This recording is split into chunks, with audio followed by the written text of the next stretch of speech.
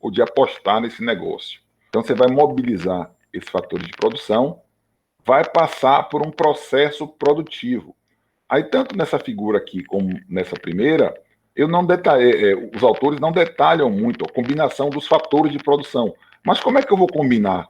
Que processo de produção é esse? Aí eu detalhei um pouquinho mais para vocês, colocando o que é que nós estamos dizendo, quais são quais são os itens, digamos assim, que fazem parte de um processo de produção. Também existem mais, eu podia detalhar um pouquinho mais, eu coloquei os principais. Capacidade de produção. O que quer dizer isso? Quanto minha fábrica pode produzir? Qual é a minha capacidade instalada? 100 unidades por dia? 1.000 unidades por dia? Está se falando muito disso hoje com relação à vacina, né? Qual a capacidade que o Butantan tem de ofertar vacinas para o Brasil? Chegando insumo é uma capacidade, não chegando é outra, produzindo insumo internamente é uma capacidade. Ou seja, a minha capacidade depende também de quanto eu tenho de insumos chegando para mim. Instalações. Como é que se dão as minhas instalações? Meu processo é por ilha de produção? Não é por ilha de produção? São instalações modernas? A minha tecnologia é mais antiga? Enfim. Tecnologia empregada. Qual a tecnologia que eu estou usando para fabricar esse meu produto? Qual a integração de informações? Como eu me comunico com o mercado? Da minha linha de montagem lá do meu carro, está no pátio para vender, até chegar no consumidor final. Como é que se dá essa comunicação? Gestão da qualidade. Eu controlo essa qualidade? Não controlo? Quantas perdas eu perco no processo produtivo? Eu tenho alguma perda no processo? Né? O supermercado trabalha também muito com isso aqui, né? Tem uma certa, como é que eu vou dizer?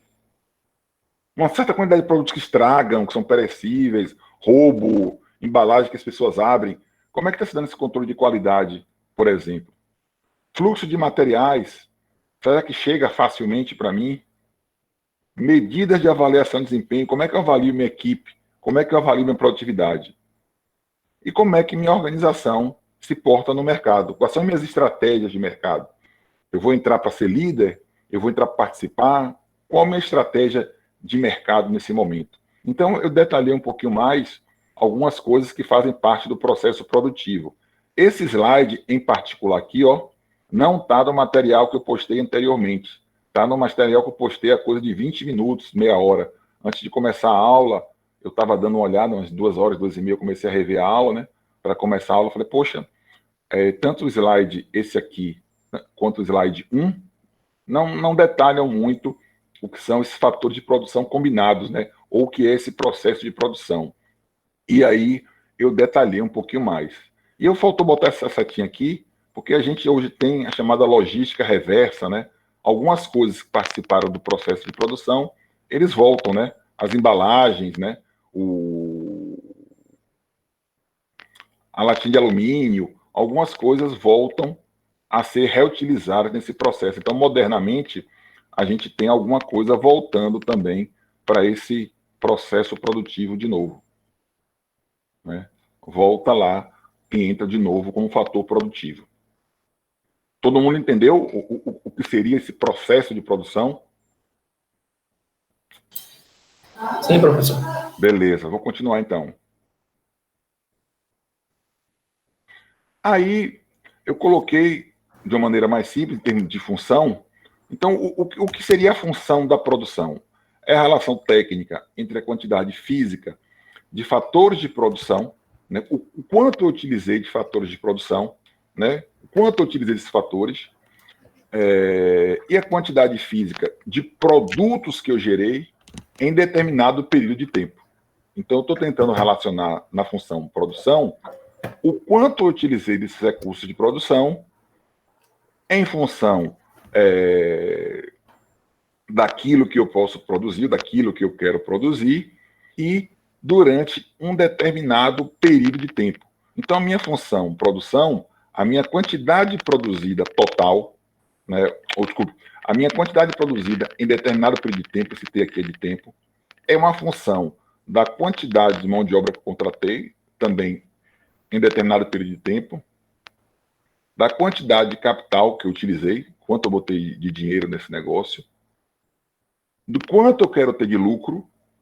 Isso aqui, gente, como eu tinha falado com vocês, vai variar muito de que mercado você está falando, né? Sobretudo por dois fatores. O primeiro é desse capital investido. Quanto maior o capital investido, menor vai ser a taxa de lucro. Por exemplo, construção civil trabalha com uma média de lucro de acho que de 10%, 10 a 15%, no máximo, em média, uma obra. Quando a obra vai ficando mais volumosa, ela cai para alguma coisa em torno de 5%. Então, a construção civil trabalha com uma média de 5 a 15% de margem de lucro. Mas, por exemplo, o cara que vai comprar... Hoje está mais difícil, né? Mas o cara que ia buscar muamba no Paraguai e vinha trazer aqui, pô, ele comprava um outro lá por R$5, conseguia vender aqui por 50. Olha quantas vezes ele multiplicou o que ele investiu. Então, quanto menor o volume investido, maior tende a ser a margem de lucro. Não é o lucro total, não. É a margem de lucro. Todo mundo conseguiu entender? Se o volume de investimento é muito alto, há uma tendência a margem de lucro ser mais baixa. Quando o volume de investimento é menor, a pessoa, ou o empresário, tende a ganhar mais na margem. Todo mundo conseguiu entender isso aí?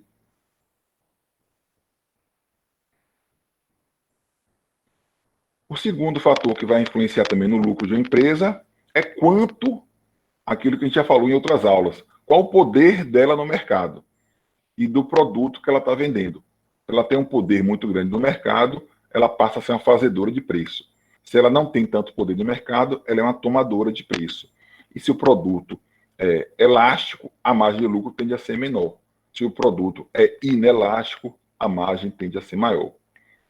A quantidade de recursos naturais que eu usei, em função de um tempo, e a tecnologia que eu vou utilizar, ou as patentes que eu vou pagar para utilizar aquela tecnologia durante determinado período de tempo.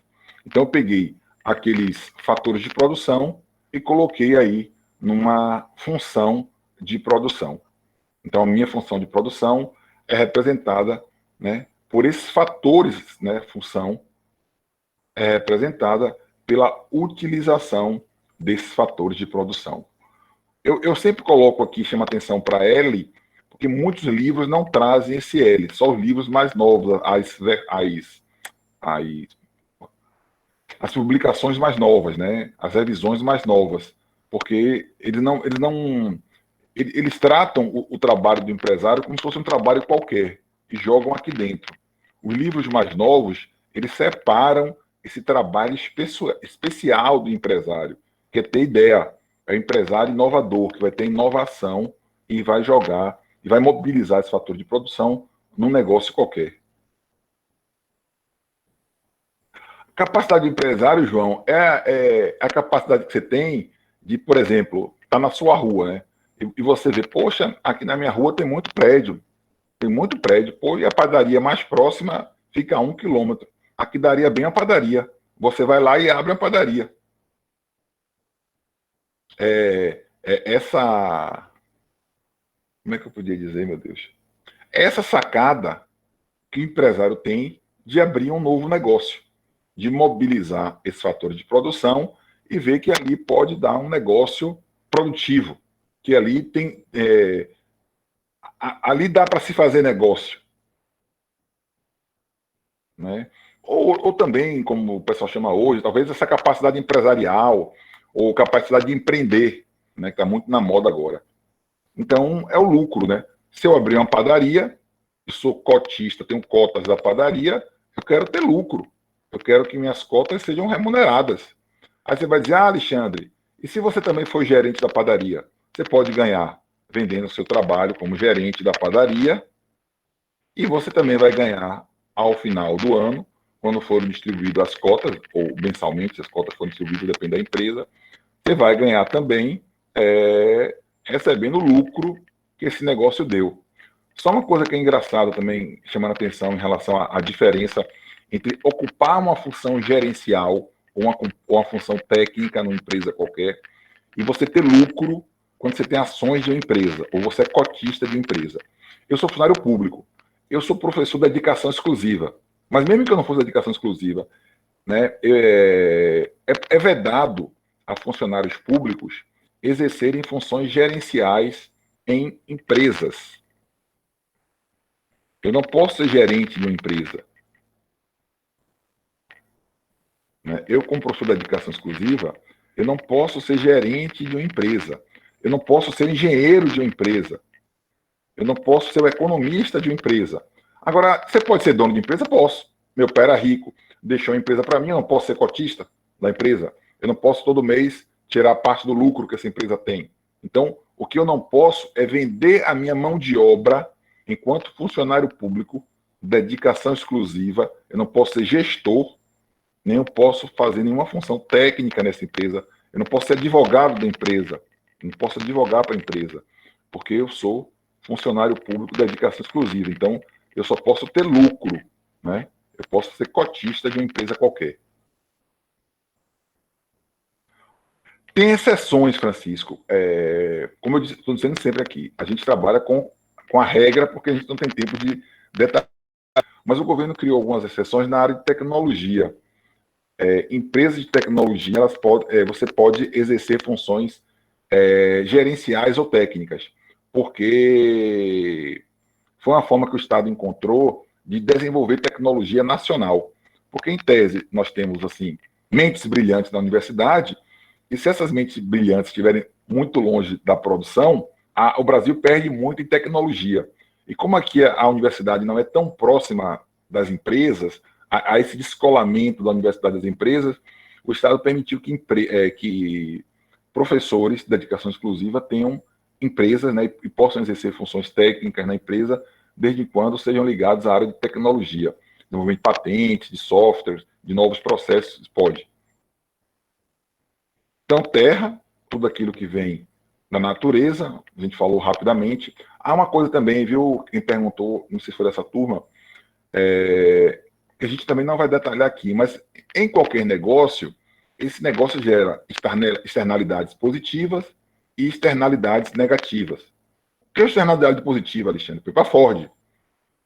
Quantos funcionários da Ford, 5 mil, tinham plano de saúde? Eram 5 mil pessoas a menos demandando o sistema público de saúde. Essa é uma externalidade positiva. Entendeu? A Ford gerou benefício para o funcionário dele, mas isso generou um benefício também para o resto da sociedade. E o que é uma externalidade negativa? O meio ambiente, ou a poluição do meio ambiente, é uma externalidade negativa. Né? Eu não sei se foi essa turma que o colega perguntou. Professor, você não vai falar de meio ambiente? Entra também um pouco nisso aí. A questão ambiental, o impacto ambiental de qualquer empreendimento gera uma externalidade negativa para aquela sociedade. Tem sociedade que quando vai pesar essa externalidade negativa, prefere que o empreendimento não seja feito. Países da Europa eles são mais exigentes em relação à questão ambiental. Quanto mais pobre é o país, ele não consegue colocar tantas exigências ambientais, digamos assim, para o empreendimento acontecer. Há uma outra coisa interessante também, é que, lembra que eu falei de processo produtivo, linha. Peraí.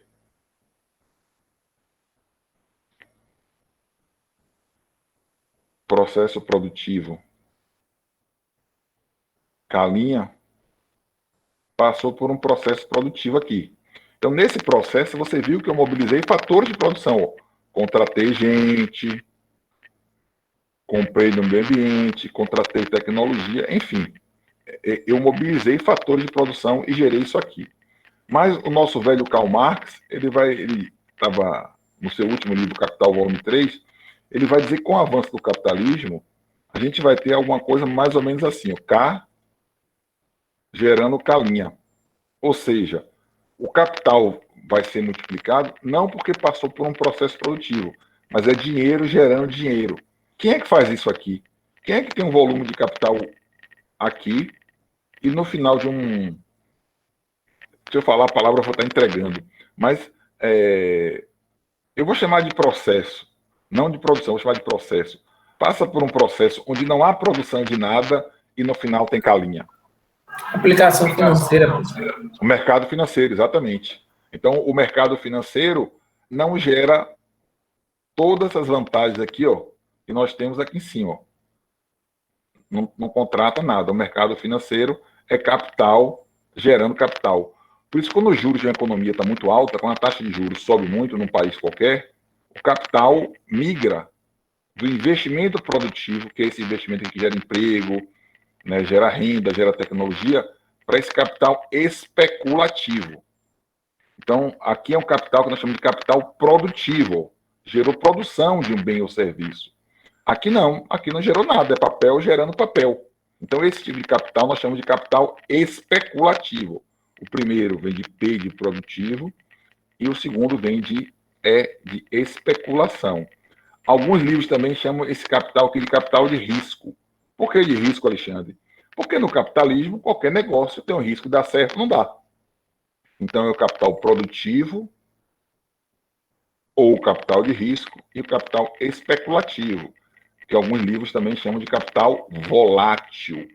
A gente vai falar mais isso quando a gente fala de macroeconomia, mas só chamando a atenção que no capitalismo, Alexandre, você pode ganhar dinheiro sem passar por um processo produtivo que gere bens e serviços? Pode. Você pode pegar seu dinheiro, como bem disse Anderson, jogar no mercado financeiro e gerar mais capital. Aí é um capital diferente, né? É um capital de especulativo ou um capital volátil. Por que também chamaram de volátil? Porque ao primeiro sinal de crise, Anderson tira esse dinheiro dessa aplicação que ele está fazendo. Né? O capital de risco, para ele sair, ele demora um pouquinho mais. Professor? Oi? Eu tenho uma dúvida sobre isso. Você falou que nesse sentido aí ele não gera bens ou serviços, né, esse tipo de aplicação. Pode falar. Não foi isso? Não, é porque assim, por exemplo, quando você empresta dinheiro a uma empresa, né, que está precisando para produzir mais, isso aí não, na teoria também não estaria gerando bens ou serviços? Aumentando? Não, eu tô falando do mercado financeiro. Como é que eu vou empresta dizer? para o banco, por exemplo, compra CDBs. Sim, mas o capital original que era seu, você não empregou em nenhum processo produtivo. É isso que eu quero dizer. É um capital que ele não... Assim, porque, por exemplo, eu vou contar o caso de meu pai, né? Que ele, por exemplo, ele comprou, não lembro, foram uns títulos, umas cédulas lá de uma empresa. Ela ela queria crescer e tal, né? Só que foi antes da pandemia. Só sei que ela não conseguiu, né, crescer por causa da pandemia. E ele não conseguiu. E aí a empresa está lutando até hoje para pagar. De qualquer forma, essa empresa usaria esse dinheiro das pessoas que compraram os títulos para aumentar a produção, né? Então, indiretamente, a gente não estaria gerando bem serviço através dessa empresa? Não, a empresa sim, mas você não. Por isso que a gente... Com o nosso dinheiro, indiretamente não seria, né? Mas nem sempre esse dinheiro vai para a produção, porque parte do valor da empresa, das ações da empresa, elas não representam a produção física no final das contas. Por exemplo, a Coca-Cola, a marca dela vale mais não pelo que ela produz, mas pelo que o nome dela tem. Uhum. Entendeu? Parte do valor das ações não é porque ela gerou bens e serviços, é porque a marca dela vale, tem um valor especulativo. Né? Então, assim, parte pode ir quando os bancos pegam esse dinheiro e devolvem para o mercado financeiro, mas parte pode ser apenas juros de negociações de dívidas anteriores. Entendi. Então, ou seja, entendeu? Nem sempre, né? Nem sempre. Por exemplo, vou dar outro exemplo de capital volátil. Quando a taxa de juros no Brasil está muito alta, o governo brasileiro está pagando muito pelos seus papéis. Você tem muito capital de fora. É o chamado hot money. É esse dinheiro quente que ele... E por que hot money? Porque ele é um dinheiro de curto prazo. Você toma, mas você deve pagar rapidamente, senão ele queima na sua mão. Né? É chamado hot money. Então, assim, a qualquer sinal de crise da economia brasileira, esse capital vai embora. É diferente do capital mesmo da Ford, que vem gerar emprego e renda. Né? Então, uma divisão do capital do investidor que vem colocar dinheiro em bolsa de valores e ficar especulando, não, o valor da soja vai ser quanto? Claro, o cara lá na ponta pode pegar esse valor e produzir, mas o cara que aposta na bolsa de futuro, ele fica especulando com esse valor. Ah, eu acho que o valor da soja vai ser tanto. Tem até um filme, agora está vendo na Netflix, Hacker. Um dos hackers entra e joga o preço da soja lá para cima. Aí como é que o cara vai investigar quem foi que mexeu na bolsa? Ele vai pegar a relação de quem no dia anterior ou vendeu ou comprou muito, uma coisa assim, no mercado futuro. Então isso é especulação puro. Não necessariamente isso vai gerar produto. É isso que eu quero dizer. É um capital, como estou dizendo, especulativo. Ele está especulando com o valor das empresas. Uma produção que nem foi realizada ainda. Só para diferenciar um pouquinho. Né? Entendi, obrigado. Mas vamos lá.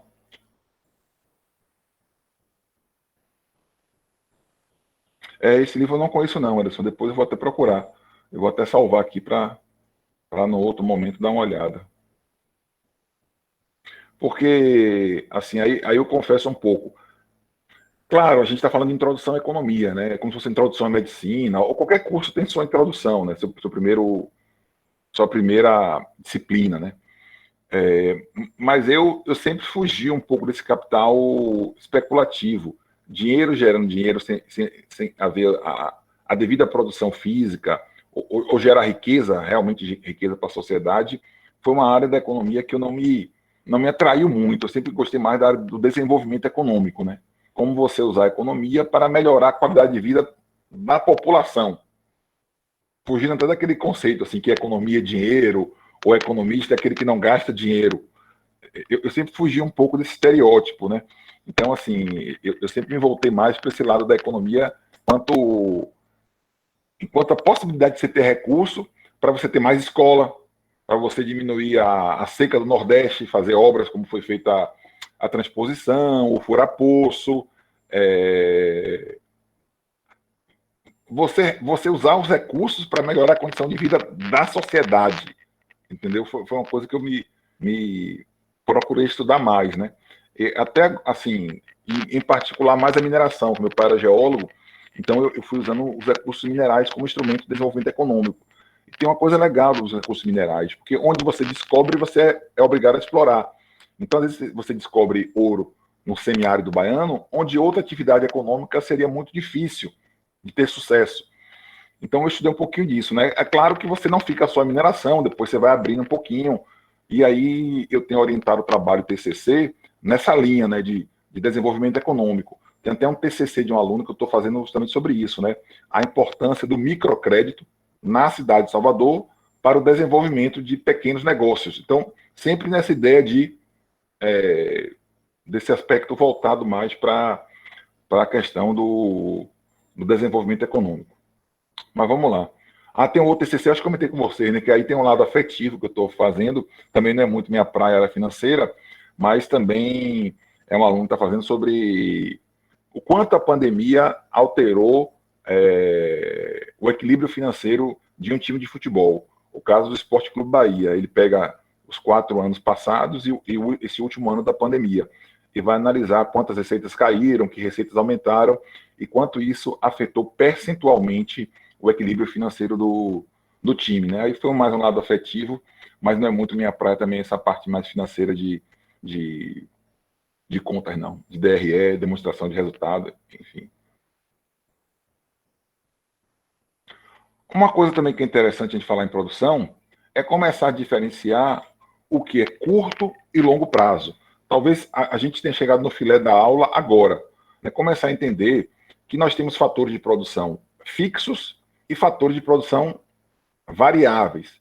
E o que é que define um fator de produção ser fixo e o que é que um fator de produção ser variável?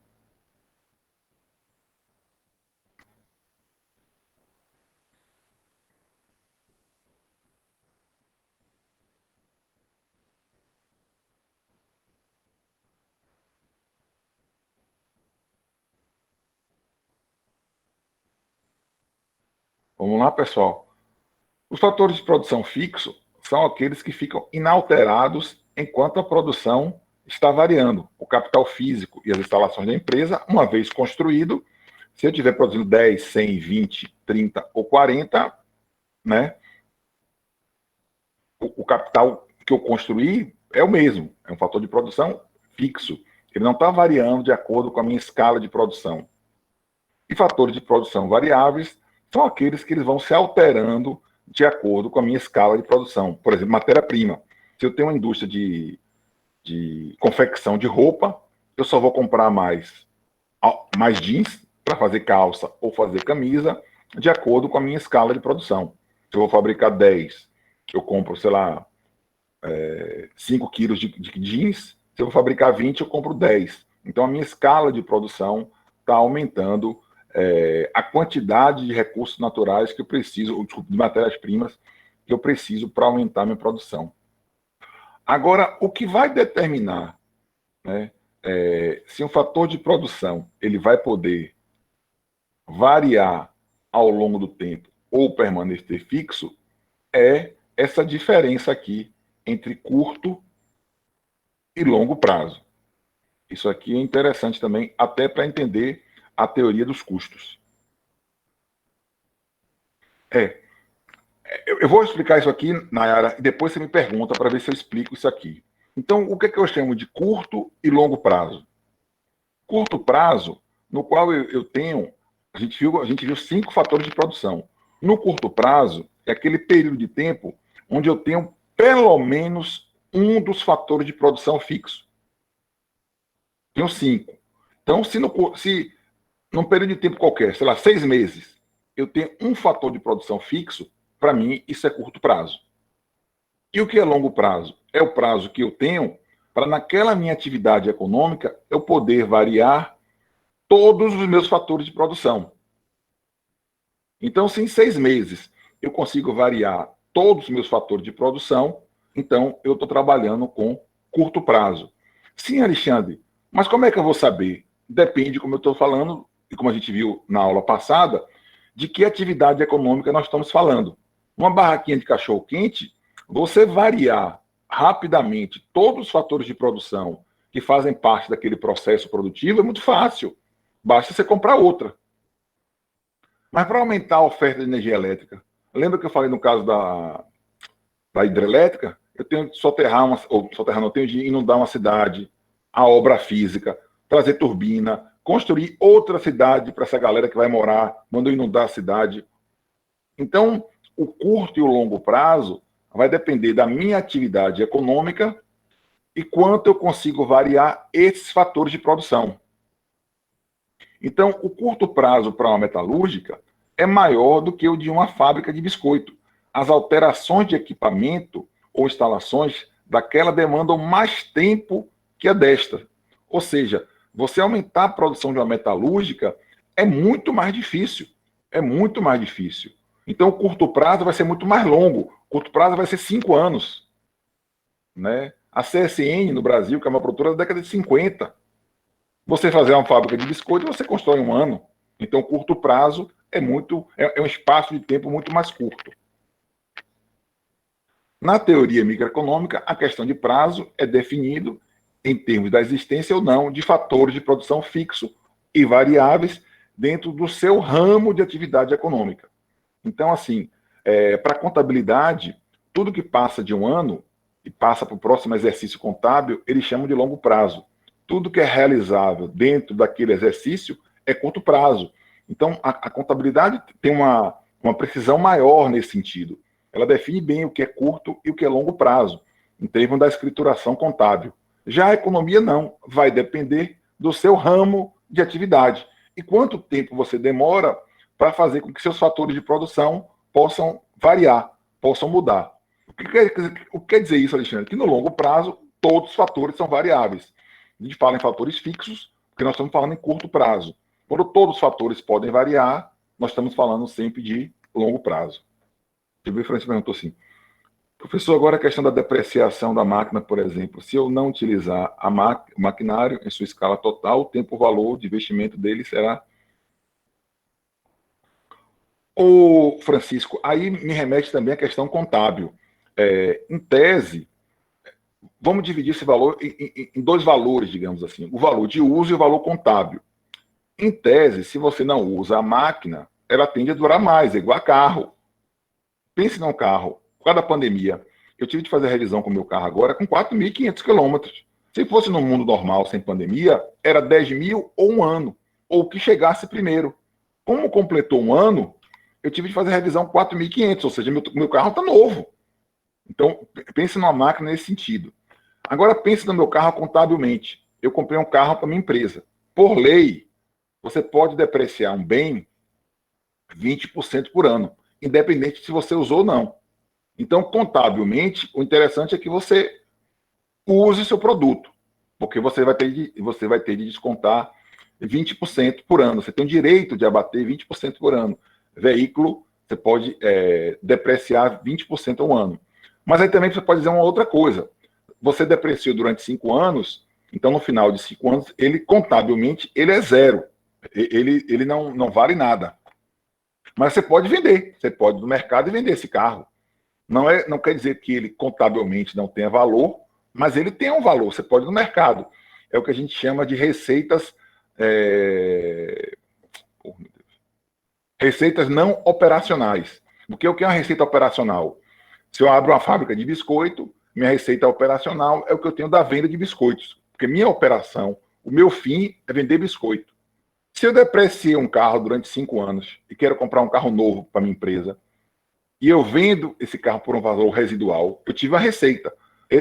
Essa receita entra no meu caixa como receita não operacional. Aí, é claro, se o carro estiver mais novo, ele tem um valor de mercado um pouquinho maior. Então você tem de ver se o valor de não usar vai ser melhor do que o valor que você vai conseguir recuperar quando você vender ou depreciar 20% e usar a fábrica ao máximo. Mas é lógico, se você está falando em maquinário, o ideal é que você use. Você não deve trabalhar com capacidade ociosa. Isso é uma outra lei da economia moderna. É o famoso just in time, só produzir na hora de vender. Você não deve fazer estoques, né? Nem estoque de máquina parada. Né? Você deve fazer o capital estar sempre girando. Né? Então, é importante entender essa questão de curto e longo prazo para a gente falar um pouquinho disso que a gente vai falar aqui agora, ó, das curvas de produção. Mas vamos lá. A gente falou em 5 fatores de produção. Para vocês entenderem o exemplo que eu quero dar, eu vou abstrair os outros 3 e trabalhar só com 2. Faz de conta que minha função de produção no curto prazo, eu só estou trabalhando com 2 variáveis. N, que é a mão de obra, eu vou até consertar, é W, e K, que é o capital.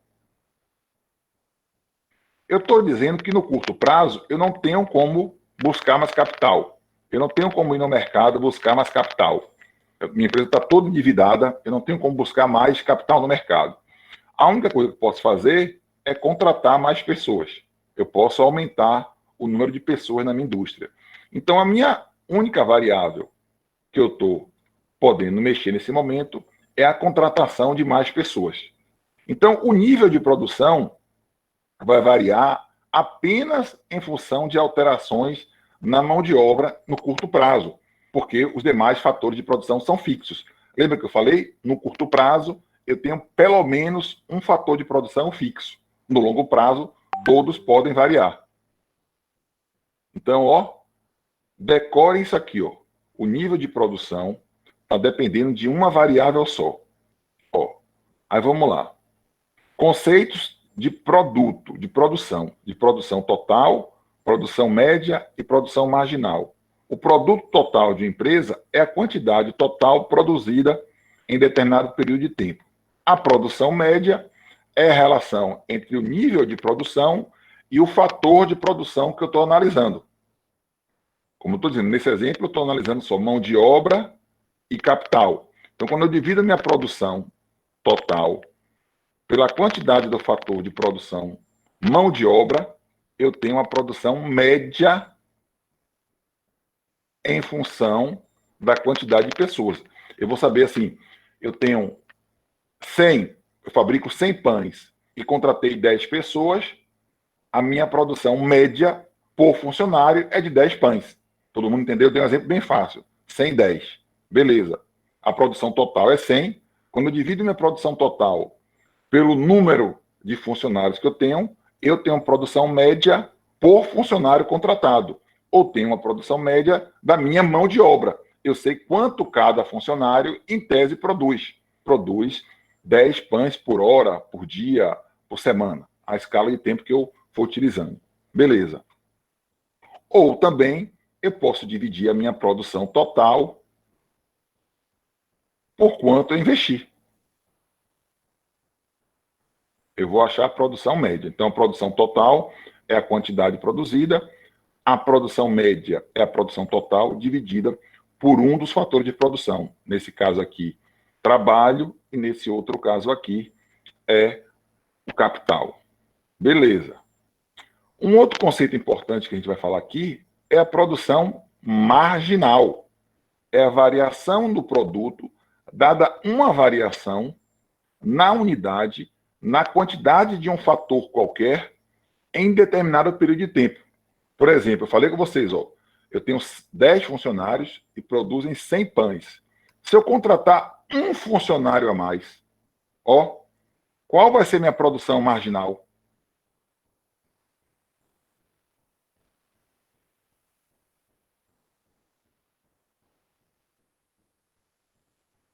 Não, a produção marginal vai ser 10. A produção total, Antônio, vai ser 110.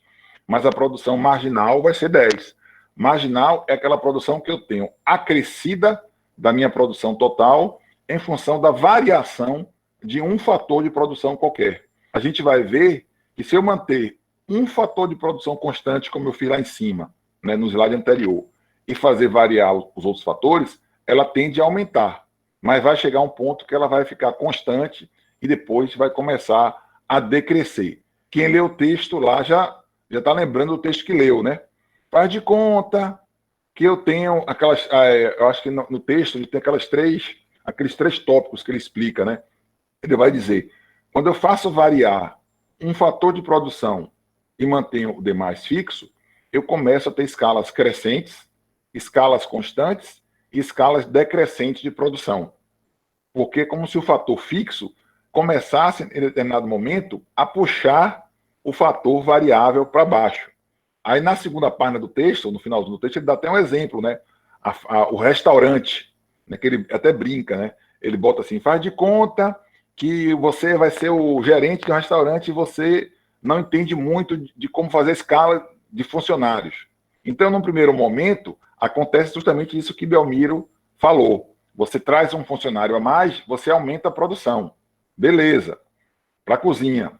Aí você contrata um outro a mais, aumenta mais 10. Vai chegar um ponto que se você contratar 10 funcionários, você não vai ter mais acréscimo na produção.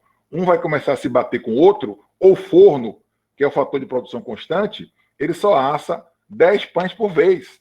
Não adianta você ter 50 funcionários na cozinha, que o forno, que é o fator fixo de produção, ele limita a sua capacidade de produção. Ele satura a sua produção. E se você for numa escala botar 200 pessoas na cozinha, a produção chega a zero, porque você vai ter que começar, ela tende a cair, porque você começa a tirar até equipamento para dar gente. Então a produção, ela primeiro cresce numa escala crescente, depois em escala constante, depois numa escala decrescente. Porque o fator fixo de produção, que pode ser o forno desse meu restaurante, ou pode ser o próprio tamanho da cozinha, ele limita a que minha produção cresça indefinidamente. A não ser que eu construa outro restaurante ou aumente a cozinha, mas aí no longo prazo. Lembra que eu falei? No longo prazo, todos os fatores são variáveis. Então, a produção marginal é a variação na produção total pelo acréscimo de uma unidade a mais do meu fator que eu estou variando ou que eu estou analisando. Então, aqui eu peguei um exemplo. Falando assim fica um pouco mais complicado, mas olhando aqui no exemplo, vocês vão entender. Peguei uma fábrica qualquer. O meu fator de investimento é 10. Eu tenho 10 reais para investir. 10 mil, né, 10 mil dólares. Eu tenho 10 dinheiros para investir. E aqui é o número de trabalhadores que eu posso contratar. Quando minha produção é zero, lembra que eu falei? Mão de obra é capital variável. Então, se eu não estou produzindo nada, minha mão de obra é nada. Então, um fator fixo, sempre 10, e o outro fator variável, 0, 1, 2, 3, 4, 5, 6, 7, 8. E aqui a produção total. Então, eu tenho 10, fiz investimento, construí a fábrica de 10, né? Tomei no banco 10, é meu fator constante. É igual a dar outro exemplo. A Boeing, ela faz, geralmente, as empresas de avião, elas não compram, a Gol não compra o avião à vista. Ela vai fazer um leasing desse avião, vai pagando aos poucos. Se o avião voar ou não, todo mês ela não tem que pagar aquela parcela referente ao leasing do avião? Então tá aí, ó, o capital é constante. Todo mês ela tem que pagar. Esse custo com capital que foi o empréstimo que foi a compra do avião, a Gol vai ter de pagar. Se ela tiver 0 passageiros, 50, 100, 200 passageiros no avião, todo mês a Boeing vai cobrar. É custo fixo. Então tá aqui, ó. O investimento no capital é fixo, constante, em 10. Mas eu estou contratando mais gente, ó. 0, 1, 2, 3, 4. Aqui é a minha produção total. Então, quando eu tenho 0 funcionários, eu produzo 0. Contratei 1, produzi 3. Contratei 2, produzi 8. No texto também fala isso, ó. No primeiro momento, a escala de aumento ela é mais que proporcional. Ó. Eu pulei de 3 para 8 e dobrei de 1 para 2. Pô, Alexandre, e não era para dobrar de 3 para 6? Vocês vão ver que no primeiro momento eu tenho ganho de escala pela divisão do trabalho, pela melhor organização da produção. Então, no começo, a quantidade de gente que eu contrato, ela me traz ganhos de escala maior do que simplesmente dobrar a produção, porque eu contratei funcionário a mais. Ó. Então, está aqui. Contratei o terceiro, aumentei para 12. Contratei 4, para 15. Contratei 5, ó. O que Francisco chamou de saturação, ó. Há 5 funcionários, Francisco, minha produção total já não aumenta, ó. Eu continuo produzindo 17. Contratei o sexto, desculpa, sexto. Contratei o sexto, ó. Minha produção total já não está aumentando, ó. Continua em 17. Contratei o 7º funcionário. Minha produção já começou a cair, ó. É aquele caso do livro, do texto, do restaurante, ó. Não adianta eu contratar mais gente, porque eu só tenho um forno na cozinha, ó. Meu fator de produção fixo é 10, ó. Se eu contratar um 8º, minha produção chega até a cair, a produção total. Qual é a minha produção média em relação ao fator trabalho? Eu vou dividir a produção total pelo número de trabalhadores contratados, ó. Então, 3 por 1, 3, 8 por 2, 4, 4 por 3, 12. Ó, minha produção média de cada funcionário. Ó. E aí, 15 por 4, 3,8, 17 por 5, 3,4 e assim por diante. A produção média é a produção total dividida pelo fator de produção que eu estou levando em conta. Claro que aqui não tem, porque não existe nenhum número dividido por zero, né? Isso aqui não existe em matemática. E qual a minha produção marginal? Isso que é interessante, que é um conceito talvez mais novo para você. Quanto da minha produção total aumentou pela contratação de mais um funcionário? De 3, ou de 0 para 3, aumentou 3. De 3 para 5, aumentou, ou desculpa, de 3 para 8, aumentou 5. De 8 para 12, aumentou 4. De 12 para 15, aumentou 3. De 15 para 17, aumentou 2. De 17 para 17, não aumentou nada, ficou constante, 0. De 17 para 16, menos 1. E de 16 para 13, menos 3. Então, a gente vai ter aí, ó, vamos ver agora as curvas, ó. A curva da produção total, ela tende a crescer, como a gente viu, ó. Ela tende a crescer, a chegar no ponto máximo, que é 17, ó. Ela cresce, cresce, cresce, fica constante nesse ponto máximo e depois tende a decair. A produtividade média também cresce no primeiro momento, ó, e a produção marginal também tende a cair aqui em vermelho. Então, as curvas de produção total, produção marginal e produção média tendem a crescer no primeiro momento, a escalas crescentes, depois as escalas decrescentes. Beleza, Alexandre. E como é que a economia classifica isso? Quando eu mantenho um fator de produção constante e eu faço os demais fatores de produção variarem, como nesse exemplo aí, eu mantive constante capital e fiz variar a mão de obra. Isso em economia a gente dá o nome de lei dos rendimentos decrescentes, ó. Esse aqui é o filé mignon da aula de hoje, entender isso aqui, ó. O formato das curvas de produtividade marginal do trabalho, produtividade média do trabalho, dá-se em virtude da lei dos rendimentos decrescentes. variável N, sendo dada uma quantidade qualquer, ou se eu manter fixo um outro fator de produção, a produção marginal do fator variável cresce até certo ponto. E a partir daí, decresce até tornar-se negativa. Então, hoje, talvez o mais importante da aula de hoje é entender isso aí. Quando eu tenho uma função de produção e eu faço um fator de produção variar e mantenho algum outro dos demais constantes, a minha produção tende a aumentar no primeiro momento, a escalas crescentes, depois ela fica aumentando em escalas constantes só, 17 para 17, escalas constantes, e depois ela tende a ser negativa. Pô, Alexandre, por que é importante saber isso? É importante saber isso porque a partir de determinado ponto eu tenho de construir uma nova fábrica ou, no longo prazo, fazer variar aquele fator de produção que está constante. Vou dar outro exemplo. Você tem uma fazenda, aí você tem 2 funcionários para 10 hectares. Beleza. Você contrata mais 2, essa produção aumenta. Você contrata mais 4, a produção aumenta.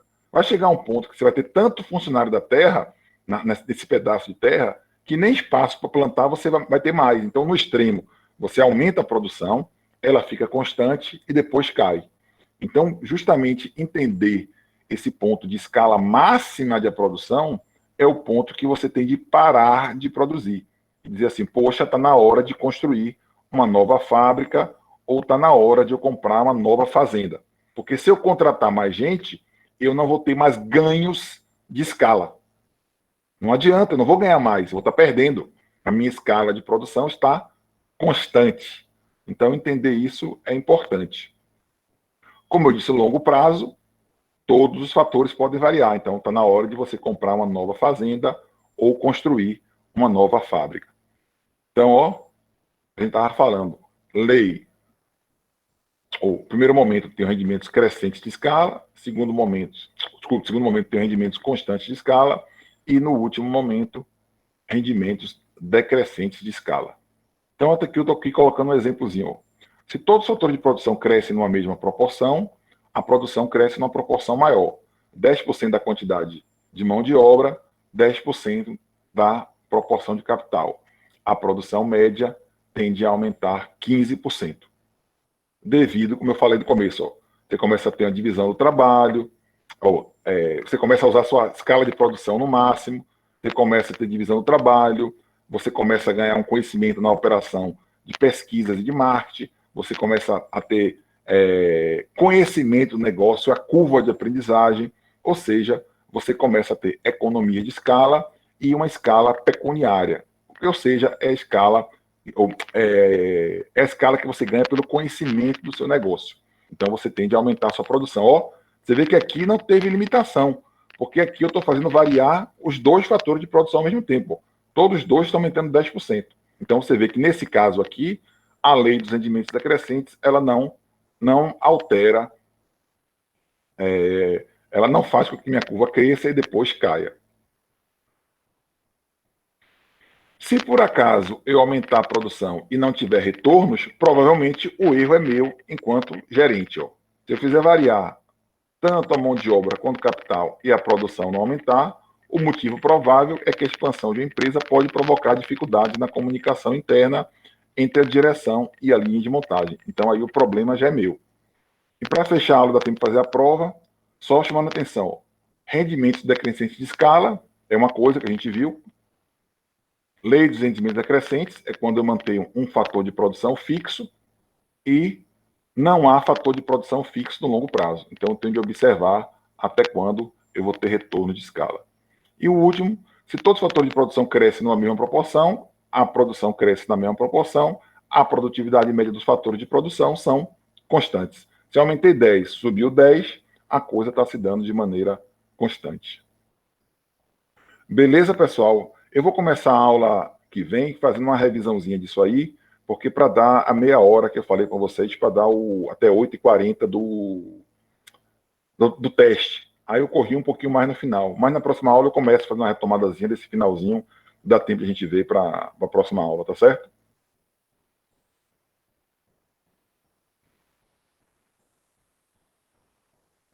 Beleza? Deixa eu pegar aqui.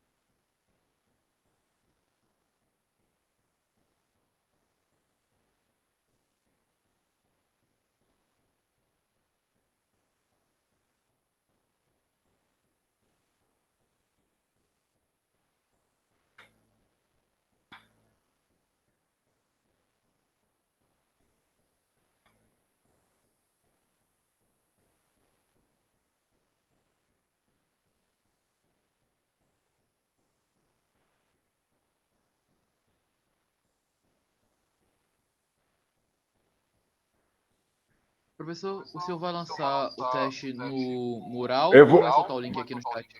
eu vou soltar o link aí no chat, exatamente. Eu tava entrando aqui no Google Forms para soltar o link aqui no chat, exatamente. Quem foi que perguntou? Marcelo? Pronto, Marcelo. O link é esse aí, ó. Pronto, pessoal. Ó, é isso. Ó. Eu coloquei o link aí, tá aí do lado de vocês no chat. Vocês clicam e vai abrir uma prova. Para cada um vai abrir uma prova diferente, porque, como eu falei, eu programei para misturar as provas e as respostas. Vocês vão fazendo, marcando, e no final vocês dão enviar. E eu também programei para ter tipo um recibo que realmente foi enviado. Então, comecem a fazer aí, que quando der 18h42 eu fecho, que aí é o tempo que vocês terminaram de fazer. Pronto, podem começar.